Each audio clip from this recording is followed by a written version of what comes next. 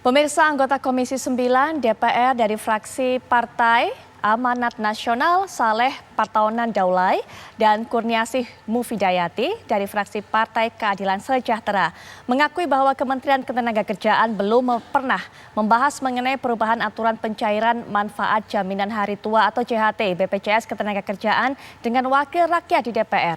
Dalam rapat Komisi 9 dengan Kemenaker dan juga BPS Ketenagakerjaan bahkan tidak secara khusus ada pembicaraan mengenai perubahan aturan JHT seperti yang tertuang dalam Peraturan Menteri Tenaga Kerja Nomor 2 Tahun 2022 terkait tata cara dan persyaratan pembayaran manfaat jaminan hari tua. Sementara Karo Humas Kemenaker Khairul Fadli mengatakan bahwa regulasi tersebut merupakan batasan untuk usia pensiun. Menurutnya JHT bisa diambil dengan sejumlah ketentuan. Benarkah belum ada pembahasan mengenai perubahan aturan pencairan manfaat jaminan hari tua BPJS Ketenagakerjaan di DPR? Lalu bagaimana sikap dari partai politik di DPR?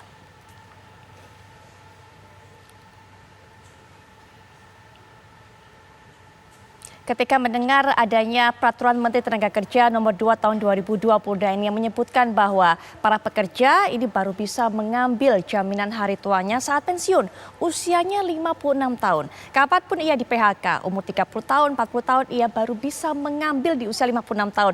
Memang ada syarat khusus, ia bisa mengambil sebelum usia 56 tahun tapi tidak bisa diambil semuanya. Nah, untuk bisa membahas hal ini termasuk juga mengenai pandangan dari anggota DPR karena kabarnya hal ini sebenarnya belum didiskusikan, belum dibicarakan lebih lanjut dengan para wakil rakyat yang duduk di gedung DPR. Langsung saja saya akan perkenalkan para narasumber. Sudah hadir di samping saya ini merupakan pengamat komunikasi publik Bang Emrus Siombing. Selamat malam Bang Emrus. Selamat malam. Baik. Salam sehat. Salam sehat selalu Bang Emrus. Nah, selain Bang Emrus bersama saya di studio sudah hadir pula secara daring, yaitu yang pertama Muhammad Nabil Harun, anggota Komisi 9 DPR fraksi PDIP. Saya biasanya memanggilnya Gus Nabil. Assalamualaikum warahmatullahi wabarakatuh. Selamat malam Gus Nabil. Waalaikumsalam warahmatullahi wabarakatuh, Mbak Putri. Apa kabar? Alhamdulillah. Sehat Gus Nabil?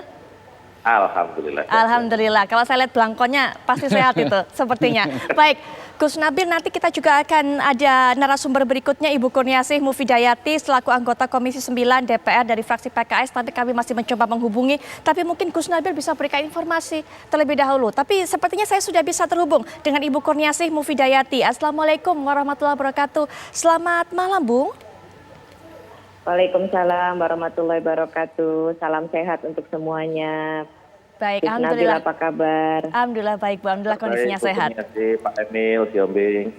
Baik. Selamat malam, Bapak. Ya, mungkin saya ingin sekali pertama mendengarkan keterangan dari Bu Kurniasih. Ini, Bu, bagaimana? Apakah memang tidak ada pembicaraan sama sekali dari pihak Kementerian Tenagakerja dengan anggota DPR mengenai Permenaker ini, Bu?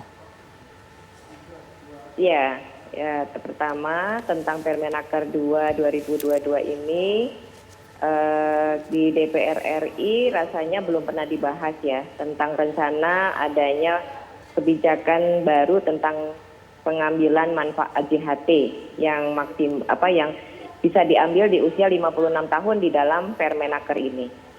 Walaupun Permenaker ini memang wewenang sepenuhnya dari kementerian, tetapi setidaknya kebijakan-kebijakan yang akan diberlakukan dan menyangkut peserta JHT yang jumlahnya sangat banyak nih Mbak Putri, peserta JHT ini yang terakhir per 2021 kalau nggak salah sudah di atas 16 juta ya. Jadi ini sangat-sangat menentukan bagaimana nasib dari peserta JHT ini.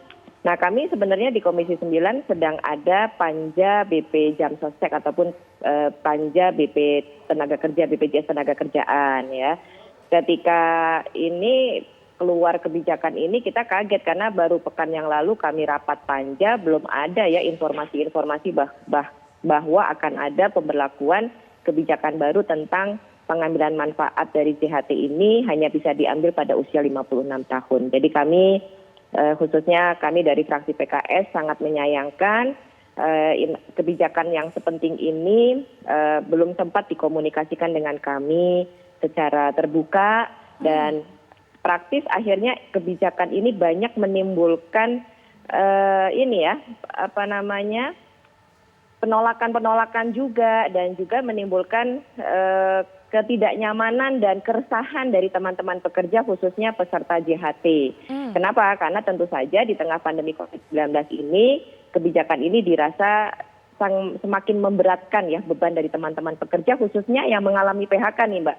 Jadi kan sebenarnya kebijakan ini harus setiap kebijakan itu harusnya bisa berlaku untuk semua kelompok pekerja, baik itu pekerja yang memang fix akan pensiun sampai 56 tahun ataupun pekerja yang di swasta ya. Kalau yang fix itu kan biasanya ASN tuh Mbak Putri. Nah, bagaimana dengan teman-teman pekerja yang non ASN yang bisa jadi akan mengalami PHK sebelum usia 56 tahun. Jadi harusnya setiap kebijakan ini benar-benar bisa adil, ada asas keadilan untuk semua kelompok pekerja yang ada, khususnya peserta JHT ini. Karena peserta JHT ini per 2021 yang mengajukan klaim untuk JHT ini akibat PHK itu sangat tinggi sekali, ya, sangat tinggi sekali. Ini artinya JHT ini sebenarnya sangat memberikan manfaat untuk teman-teman yang mengalami PHK. Kami memahami bahwa sebenarnya mungkin maksudnya dari Permenaker ini untuk memberikan safety net jangka panjang pada saat hari tua. Tetapi di tengah situasi pandemi COVID-19 yang sangat terdampak ini kan teman-teman pekerja ya Mbak ya. Sudah 2 tahun kita berada di dalam situasi pandemi dan isu ketenagakerjaan ataupun dampak terhadap teman-teman pekerja ini sangat signifikan. Jumlah yang di PHK tidak sedikit dan tidak kecil dan tentu saja JHT ini sangat memberikan manfaat dan juga sangat diperlukan oleh teman-teman pekerja. Walaupun di sisi yang lain ada penjelasan bahwa pada saat PHK ini akan ada safety net yang lain yaitu JKP ya, jaminan kehilangan pekerjaan. Tapi jaminan kehilangan pekerjaan ini pun kita persyaratannya lumayan juga ya, artinya apakah bisa direalisasikan yang rencananya tanggal 22 Februari ini kita masih belum tahu. Nah, kita menyayangkan adanya kebijakan ini yang sebelumnya belum dikomunikasikan dengan kami di Komisi 9, khususnya Panja yang sedang membahas pengawasan terkait dengan BPJS Ketenagakerjaan. Baik, kebijakan ini berdampak besar, akan ada efeknya untuk masyarakat yang begitu besar. Sayang sekali tidak diperbincangkan terlebih dahulu, diskusikan terlebih dahulu dengan wakil rakyat yang ada di anggota DPR. Gus Nabil mungkin punya pandangan juga mengenai hal ini, apalagi ketika peraturan menteri ini tibanya atau datangnya ataupun juga diterbitkannya pada saat masyarakat sedang susah, Gus Nabil. Ya, jadi memang saya sangat memahami bagaimana perasaan teman-teman pekerja, teman-teman buruh ya, di saat pandemi yang belum menentu seperti ini kapan berakhir, kemudian untuk menjalankan JHT mereka harus menunggu usia 56 tahun misalnya. Kita ter-PHK di usia 26, apakah harus nunggu 30 tahun misalnya dan lain sebagainya ini. Memang seperti yang tadi disampaikan Bu Kurniasih, pemerintah dalam hal ini Menaker belum pernah berbicara dengan kami dan rencananya kita ingin mengundang, ya, memanggil Menaker untuk duduk bersama dengan kami membicarakan hal ini. Karena kepentingan buruh ini sangat penting untuk kita wakili, untuk kita perjuangkan karena buruh menjadi salah satu elemen penting di Republik ini. Kemudian saya juga berharap bagaimana komunikasi pemerintah ini dilakukan secara baik. Ya. Contoh misalnya akan adanya JKP, akan meluncurkan jaminan kehilangan pekerjaan yang rencananya akan diluncurkan 22 Februari ini.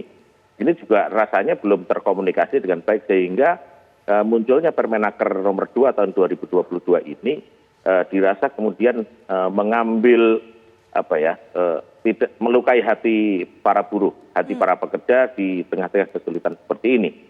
Nah, saya kira dengan memanggil Menaker kemudian kita duduk bersama dengan teman-teman di Komisi 9 itu akan kemudian bisa kita tahu duduk persoalannya seperti apa, kemudian kenapa diambil kebijakan seperti itu supaya terang benderang. Saya kira itu, Pak. Kapan rencananya akan dilakukan pemanggilan terhadap Menteri Tenaga Kerja ini, Gus Nabil? Mungkin dalam waktu dekat ya, dalam waktu dekat kami sudah berkomunikasi juga dengan pimpinan Komisi 9 bagaimana supaya Menaker kita ajak duduk bersama. Karena di grup Komisi 9 sendiri juga diskusi tentang hal ini sangat sangat aktif, bahkan saya memelototi betul ini diskusi tentang JHT ini bersama teman-teman yang lain termasuk Ramai ya, Kurniasih. Baik, iya Bang Iya. Emrus, ini Baik. menuai perdebatan. Masyarakat tadi Gus Nabil sudah katakan merasa terlukai. Bu Kurniasih juga mengatakan bahwa ini Betul. kebijakan yang begitu besar dampaknya, apalagi saat ini masyarakat ini kan lagi susah-susahnya Betul, pandemi. betul. Begitu banyak yang di PHK, begitu Betul, banyak yang ingin betul. mencairkan jaminan hari tuanya. Betul. Tapi kemudian ternyata keputusan besar seperti ini, wakil rakyatnya saja tidak diajak untuk berbincang, betul. berdiskusi, Bang Emrus. Baik, inilah persoalan pemerintah kita. Bahwa komunikasi publiknya tidak jalan. Acap kali kita melihat menteri-menteri ini tidak mengerti tentang komunikasi. Coba kita lihat penjelasan dari dua wakil rakyat tadi, Ya. gitu ya. Persoalan komunikasi. Jadi saya melihat ada dua persoalan di situ. Oke. Komunikasi antar lembaga, yaitu ke DPR, tidak mereka lakukan dengan baik. Yang kedua, komunikasi publik. Di sini tidak ada empati yang dimiliki oleh Kementerian Tenaga Kerja. Dengan kondisi seperti ini masyarakat yang kemungkinan besar akan ada PHK. Lalu itu di umurnya 56 tahun, kan itu tidak berempati. Kemudian kan itu hak daripada pekerja gitu ya. Ya. Seharusnya menurut pandangan saya tidak pakar di bidang hukum. Tetapi kita akan melihat persoalan ini adalah berpihak kepada rakyat. Begitu di PHK, begitu mengundurkan diri. Kalau boleh besoknya langsung dicairkan dengan alasan apapun. Artinya administrasi negara kan sudah pakai IT, sudah punya IKTP dan lain-lain sebagainya. Cairkan saja. Apalagi ditambah dengan atau katakanlah menjadi 56 tahun. Sementara dana itu, uang itu mereka perlukan. Jadi komunikasi empati tidak dimiliki oleh Kementerian Tenaga Kerja. Oleh karena itu saya menyarankan kepada Ibu Menteri, kalau boleh pada kesempatan ini, sudah batalkan saja itu. Berempatilah kepada rakyat, orientasilah kepada rakyat. Nah, kemudian kepada teman-teman di DPR, ketika pun nanti dibuka ruang untuk komunikasi, DPR harus di pihak rakyat. Artinya bahwa tidak bisa 56 tahun baru dapat itu dicairkan. Baik. Kalau dia misalnya PHK, katakan atau katakan mundurkan diri atau karena sesuatu hal, usia 35 tahun, berapa tahun lagi baru mereka peroleh manfaat tersebut? Udah serahkan saja itu karena bisa dimanfaatkan sebagai modal mungkin ya, digunakan untuk wira swasta atau katakanlah usaha kecil atau mungkin mereka berdagang di pasar untuk memenuhi kebutuhan keseharian mereka. Kalau itu ditunda sampai 56 tahun sementara mereka sangat membutuhkan itu,